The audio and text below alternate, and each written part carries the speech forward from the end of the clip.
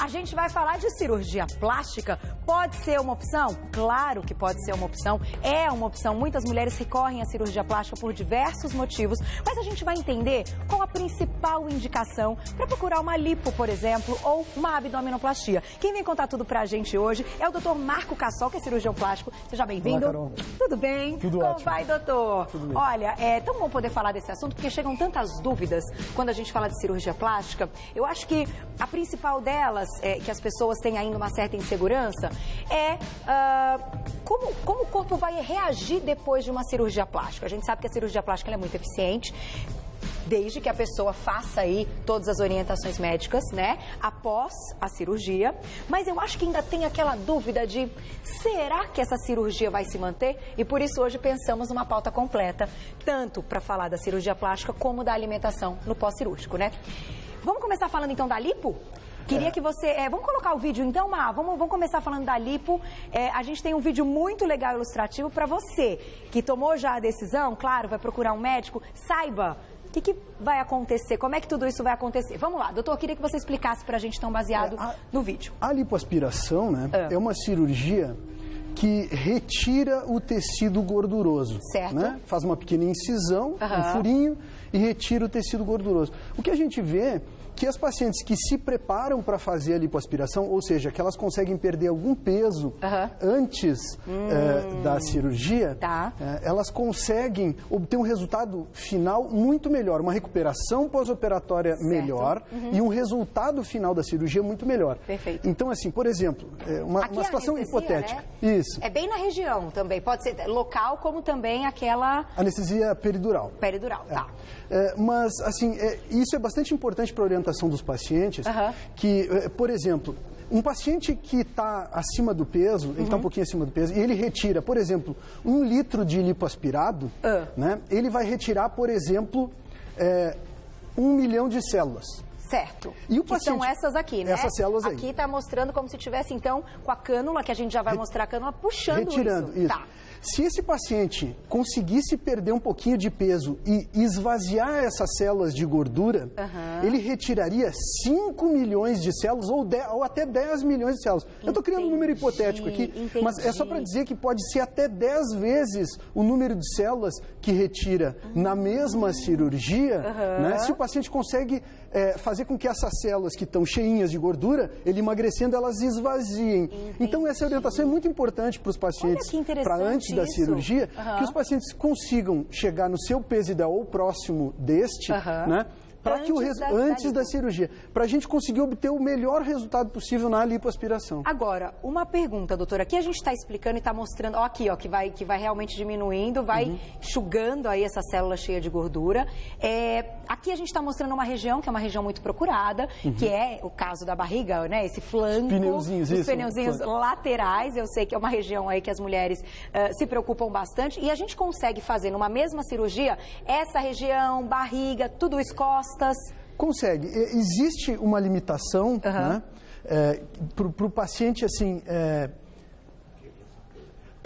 existe uma limitação para o paciente retirar uma quantidade X de aspiração, né? Mais ou menos 7% do peso do corpo e 30%, no máximo 40% da superfície corporal. Então, muitas vezes, os pacientes acabam não podendo, o paciente que está acima do peso ou que tem muita coisa para lipoaspirar, fazendo toda a cirurgia em um único procedimento. Tem que dividir, lipa uma determinada parte, por exemplo, do corpo, né? E num segundo momento, lipa o restante que não lipou da primeira vez. Perfeito. Agora, qual é a indicação para procurar uma lipo, então? Como tem que estar esse corpo, né?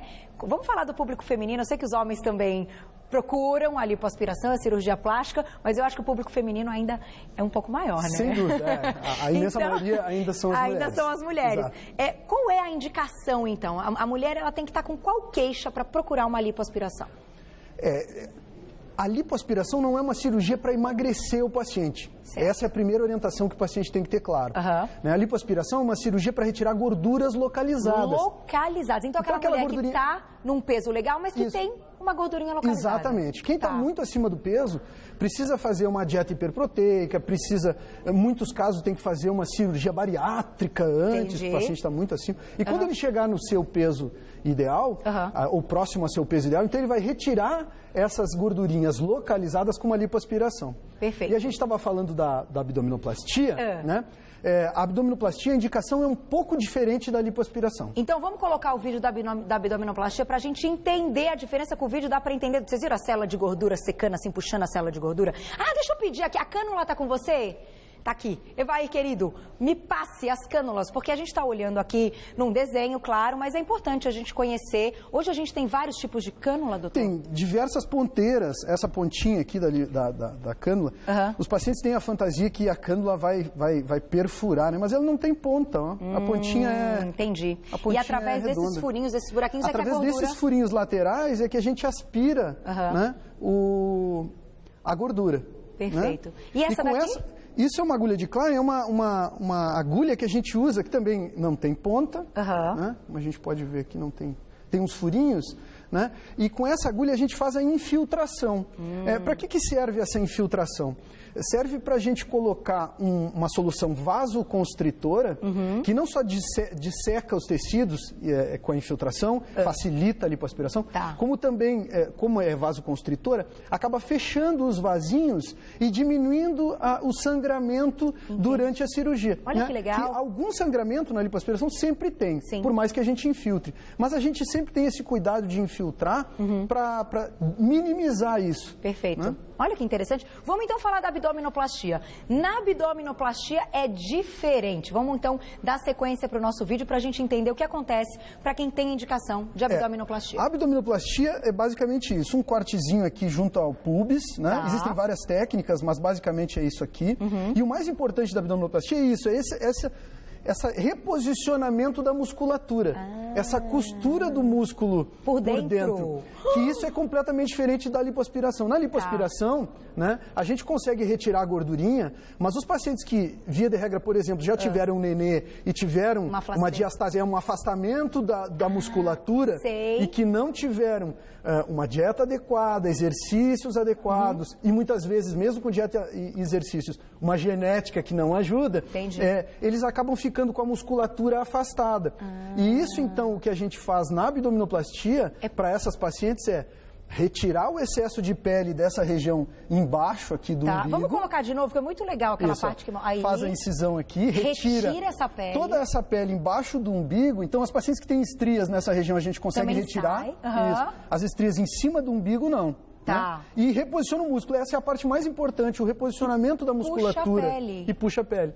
Uau. Então, esse reposicionamento da musculatura faz com que o abdômen fique retinho, né, permanentemente, mesmo que essa paciente, por exemplo, venha a ter uma nova gestação, por exemplo, ou venha a ganhar mais peso, o abdômen continua retinho sempre. Como é feita essa recolocação do músculo, doutor? É uma sutura que a gente faz, é uma costurinha por dentro. É uma costurinha mesmo. Reposicionando o músculo naquela localização que ele tinha antes, por exemplo, antes da gestação. Entendi. Né? Então, o caso mais comum é quando a mulher está com uma certa flacidez depois de uma gestação e o músculo, então, se rompeu, saiu um pouquinho do lugar. Exatamente. E aí, isso dá para perceber. A gente já fez uma pauta aqui com uma... Ela era, eu acho que, fisioterapeuta, e ela mostrou um exercício que a gente pode fazer com as mãos, que a mulher percebe se esse músculo está ou não no lugar, né? É muito interessante. A gente já mostrou isso aqui no programa, deve estar no YouTube. Então, esse seria um jeito o único jeito, digamos assim, para fazer essa musculatura voltar. Muitas pacientes, mesmo tendo disciplina na alimentação, não estando acima do peso, muitas vezes fazendo uma hidratação adequada da pele, a pele tendo uma distensibilidade boa, ou seja, não fica com estria depois. Mesmo essa paciente fazendo exercícios físicos, ou seja, o abdômen dela é ok, mas fica aquele abdômen para frente. A única forma de deixar aquele abdômen retinho é reposicionando a musculatura. Olha que legal. Então a gente reposiciona a musculatura e com isso a musculatura fica permanentemente reposicionada. Mesmo que a paciente tenha uma nova gestação ou venha ganhar peso, ela vai acumular gordurinha em outros lugares, mas a musculatura, o abdômen fica reto. dá para fazer uma lipo junto com uma abdominoplastia? Porque imagino que tenham também mulheres que têm as duas queixas e precisam dos dois, né? Dá, desde que essa lipoaspiração seja uma lipoaspiração moderada. Tá. Né? Existe um limite. Quando a gente associa cirurgias, a gente acaba, associando cirurgias, a gente acaba limitando, né? Acaba diminuindo a quantidade de gordura que a gente consegue aspirar na lipoaspiração. Tá. Então, idealmente, a gente deveria fazer as duas cirurgias separadas. Até Perfeito. porque a abdominoplastia, a recuperação pós-operatória é mais chata do que da lipoaspiração. Da lipo? Então já conta pra gente. Por que ela é mais chatinha, doutor? Porque existe um certo desconforto da parte abdominal. Quando a gente reposiciona os músculos, é como se o paciente estivesse com um saco de 5 quilos de açúcar no abdômen. O abdômen fica apertado, né? Entendi. Então, a gente sempre orienta o paciente que, se possível, fazer as duas cirurgias separadas. Tá. Muitos pacientes não conseguem ter essa disponibilidade de tempo, muitas vezes eles não conseguem esse ideal, acabam associando o abdômen a abdominoplastia à lipoaspiração. Retirar pequenas gordurinhas dos flancos e tal. Já fazer tudo junto. Fazem tudo junto, mas... Para facilitar, né? Já que vai ficar afastadinho, que vai passar pela cirurgia, faz tudo de uma vez. Exatamente. Todos os pacientes querem fazer todas as cirurgias de uma vez possíveis, só. né? Colocar prótese, né? Mas a gente sempre gosta de fazer uma cirurgia por vez, porque quando a gente faz uma cirurgia por vez, a gente acaba não só minimizando os riscos anestésicos, operatórios, como melhorando muito a recuperação pós-operatória do paciente. Agora, me conta, quanto tempo leva uma lipo, quanto tempo uma abdominoplastia, em tempo cirúrgico ali, numa sala de cirurgia? Uma abdominoplastia leva em torno de 3 horas, mais ou menos. Tá. Né? E uma lipoaspiração, mais ou menos isso também, em torno de 2 a 3 horas. É claro que depende do abdômen da paciente. Aquela paciente que é magrinha, né, que não tem um excesso de pele muito grande, né, o panículo adiposo dela é menor. Entendi. É um paciente que está em condições melhores, a cirurgia é mais rápida e a recuperação é melhor depois da cirurgia. Aquela paciente, por exemplo, a paciente pós-cirurgia bariátrica, cirurgia da obesidade mórbida, aquela paciente que perdeu 70 quilos, eu tenho uma paciente que perdeu 130 quilos. Traz ela aqui, então, doutor, vamos trazer ela aqui. Essas pacientes acabam tendo uma recuperação pós-operatória um pouco mais arrastada. Então, nesses casos, a gente sempre só faz uma cirurgia por vez. Para ser mais seguro. Isso. Vamos colocar uma perguntinha no Twitter, então vamos ver de quem que é. Diga-me, Estela, um beijo para você. Vamos olhar aí, então, na tela a perguntinha da Estela, que daqui a pouquinho o doutor vai responder. As estrias do meu abdômen irão desaparecer? Então, já que a gente está falando de flacidez, de estria, para corrigir essas estrias, seria uma abdominoplastia, mas é aquilo que você falou, tem que estar na região de baixo a estria. Exatamente. Se estiver em cima, não dá. A gente só vai conseguir corrigir estrias que estejam abaixo da cicatriz do umbigo. As estrias que ficam acima, com abdominoplastia, a gente não consegue corrigir. Não tem jeito. Aí, eu acho que já cai numa área de dermatologistas com outras intervenções, Exatamente. Né? Existe uma série de tratamentos que a gente pode fazer para melhorar a qualidade da estria, já que a estria é uma cicatriz, né? Mas a gente não consegue eliminar completamente, desaparecer as estrias, né? Mas melhoram a qualidade das estrias com Melhora tratamentos bastante. estéticos, sim. Temos mais uma pergunta, doutor, antes da gente falar da alimentação no pós-cirúrgico, que é importante também. De quem que é, Mar? Joyce, beijo pra você, obrigada pelo carinho. Vamos lá. Vamos colocar na tela a perguntinha. Carol, por favor, pergunta se na abdominoplastia é sempre necessário puxar a pele ou se pode apenas recolocar o músculo. Obrigada, beijo. Ai, que pergunta bacana, é verdade. E aí? É necessário puxar a pele?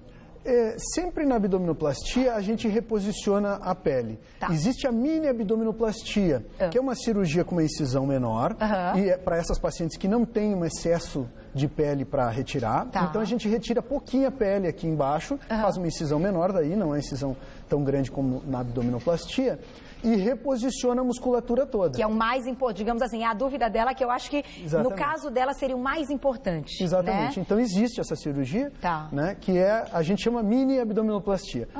Reposiciona a musculatura, mas retira pouquinha pele e não faz aquela cicatriz no umbigo, refazer a cicatriz do umbigo. O umbigo fica onde ele está, né, mas com aquele cortezinho em volta. Nessa mini abdominoplastia a gente não faz essa cicatriz em volta da cicatriz umbilical. A cicatriz da abdominoplastia, como a gente pode até ver no vídeo, ela é um pouquinho maior A lipo, por exemplo, não tem cicatriz, porque é através da cânula. Ou teria também? Também tem. É só um furinho, né? Uma incisão pequenininha, tá. Né? Mas também tem uma cicatriz. É pequenininha, é um furinho.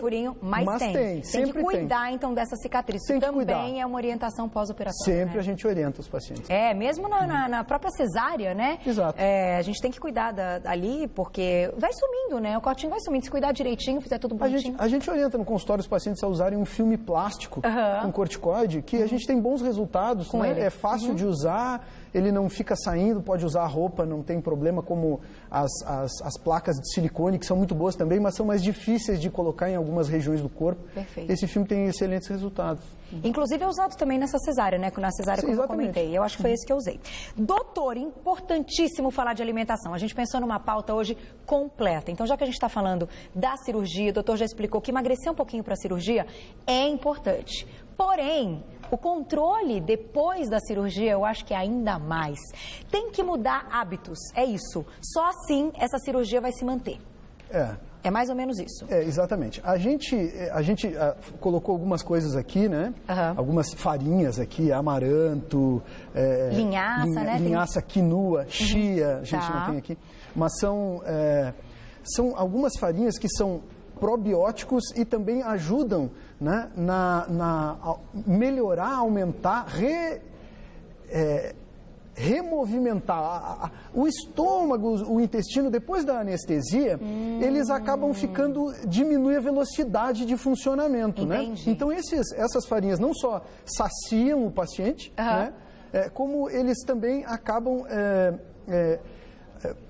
voltando à movimentação normal dos intestinos, do estômago, que pode primeiramente. Dar uma mexida nesse pós-cirúrgico, né? A pessoa pode ter uma prisão de ventre. Sempre tem, porque com a anestesia, né, todo o trato digestivo fica diminuído o funcionamento. Entendi. Então a gente quer estimular novamente, né, para voltar a funcionar normalmente. Perfeito. Então, essas farinhas são estimulantes do funcionamento do estômago no primeiro momento e depois dos intestinos. Porque tem bastante fibra, né? Exato. Agora, bicarbonato de sódio? Isso, também. É bicarbonato com limão. Sério? Né? O bicarbonato na água, né, ele acaba alcalinizando esse suco de limão, né? E ele acaba aumentando o esvaziamento gástrico, ou seja, aumentando o funcionamento do estômago, né?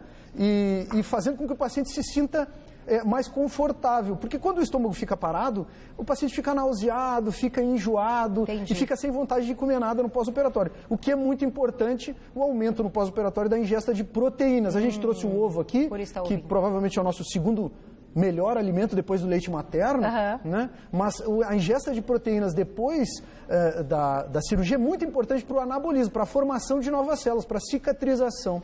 Né? Entendi. Então, não só então para a parte muscular, que a gente sabe que é a proteína que ajuda na construção muscular, mas também para a construção de novas células que não de gordura.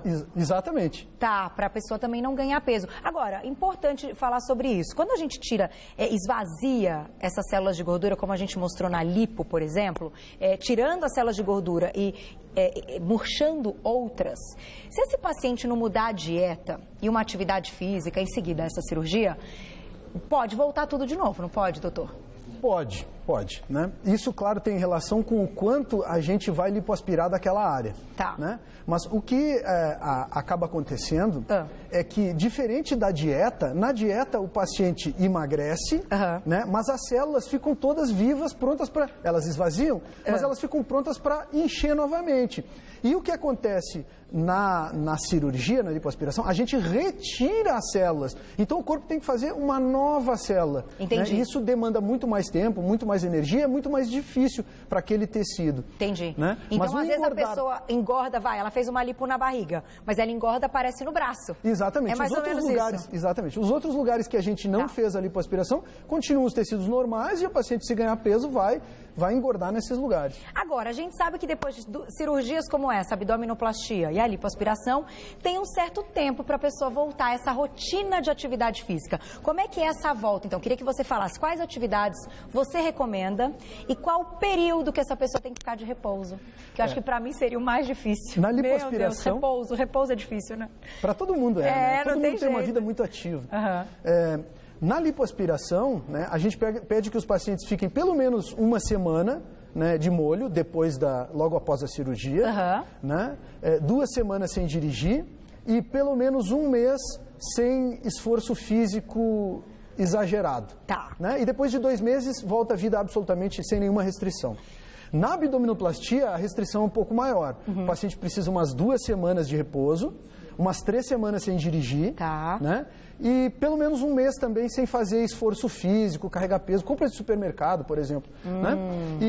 E academia também, 2 meses. Depois de 2 meses, o paciente volta à vida absolutamente normal. E o que você recomenda de atividade física para a gente fechar esse papo delicioso, que deu para entender tudo, né? A alimentação, a cirurgia e a atividade física, que eu acho muito importante. Você recomenda uma atividade física aeróbica para essa pessoa já acostumar o corpo a queimar mais gordura?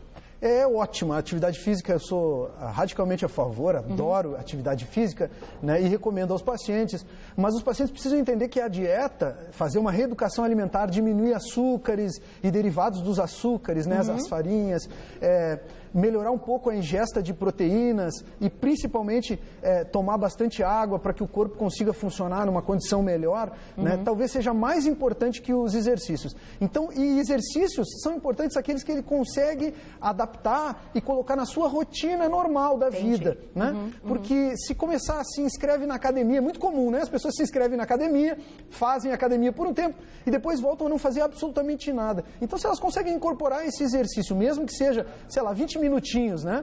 Mas conseguem incorporar isso na sua rotina normal da vida, isso é muito importante, é muito legal porque vai perdurar depois, mesmo depois desse pós-operatório inicial da cirurgia, que o paciente está mais motivado e está com a autoestima melhor, mas ele incorpora isso na sua rotina normal, né? Isso é muito legal.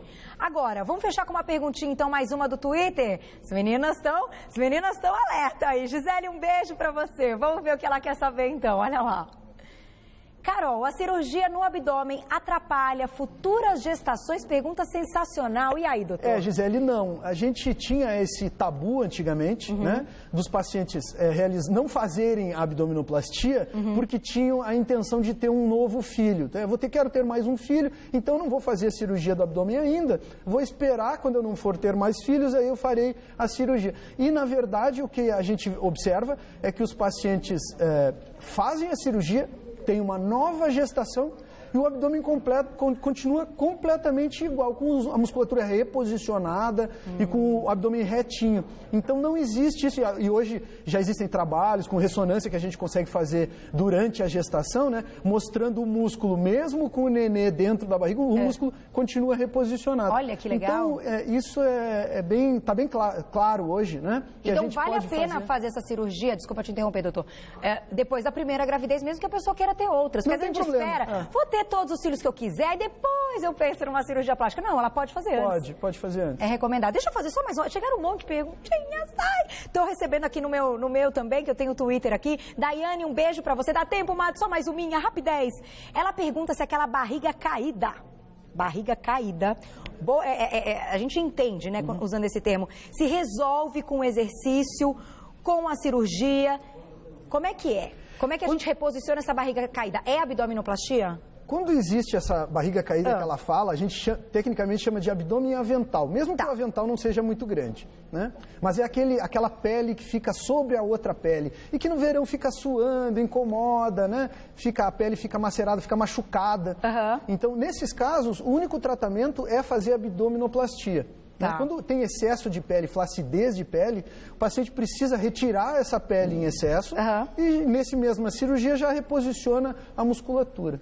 Muito bom. Doutor, obrigada. Que delícia. Tá vendo? Deu pra entender tudo. Chegaram várias perguntas. Essa da Bianca também é muito legal. Bianca, beijo pra você. Ela pergunta do umbigo. Como é que faz pro umbigo, né? Pro umbigo não ficar artificial, ficar natural. Mas a gente vai falar tudo isso numa próxima oportunidade. Eu acho bacana, porque chegaram realmente muitas perguntas e eu acho que também isso é um receio. Carol, mas minha barriga vai ficar com cara de lipo, com cara de cirurgia ou vai ficar natural? Vamos fazer uma pauta sobre isso, que eu acho que vai ser muito bacana. Obrigada mais uma vez. Sempre um prazer tê-lo aqui. Acho que ficou completo, hein? Ficou redondinho. Não tem mais dúvida. Agora, claro, procure um médico. Faça sempre todos os exames, confie no seu médico e lembre-se, é importante que você saiba aí, né, o que esse médico vai fazer, o que tem para te oferecer, como é o currículo. né, É muito importante conversar bem com o médico, colocar as suas expectativas, né? Para que o médico consiga entender o que a paciente deseja, né? E consiga atingir essas aspirações. E muitas vezes o paciente vem com algumas ideias fantasiosas e a gente precisa colocar para ele as limitações que existem na cirurgia. Tipo, quero ficar com a barriga da Carol Magalhães, também quero.